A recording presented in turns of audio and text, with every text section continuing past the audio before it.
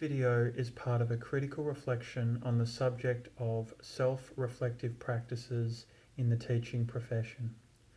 The theory and expectations are discussed in my written submission, so this video will focus on experience in the classroom and how it relates to theory and expectations. My experience is based on 5 days of contact over 5 weeks at Engadine West Public School, as well as some tutorial work which involved studying and preparing lesson plans.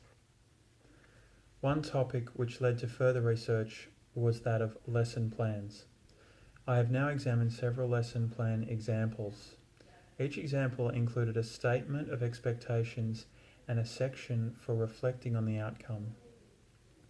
Although this is consistent with theory, for example, Churchill et al. As mentioned in my previous submission, I didn't observe the use of lesson plans in the classroom for self-reflection or for any other purpose.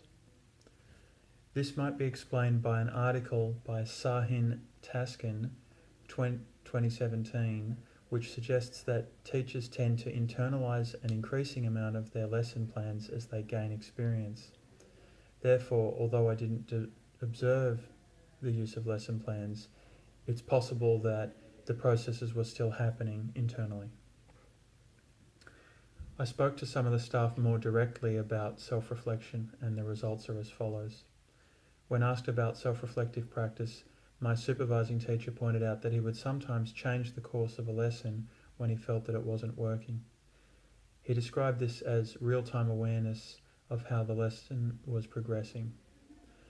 He gave an example in which he changed his teaching strategy after observing waning enthusiasm from his students. He attributed this lack of enthusiasm to a heavy load of content from earlier in the day. He responded by changing his teaching style from a lecture to a debate.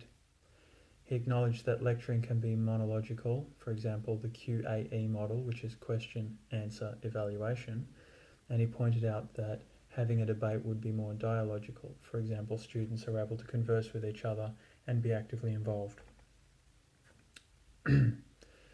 In an interview with another teacher, when I asked about self-reflection, he was quick to mention collaborative reflection between teachers.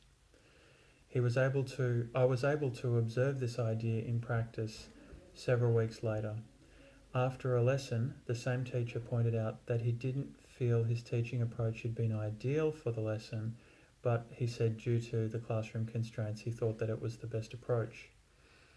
He shared this with me partly to instruct me, but also he was self-reflecting and reflecting with me how his lesson had gone. I refer again to Churchill et al., who suggest that reflection can take many forms, including informal discussion in a hallway. The same teacher also said he used a diary during his tertiary studies and for the first few years of his profession.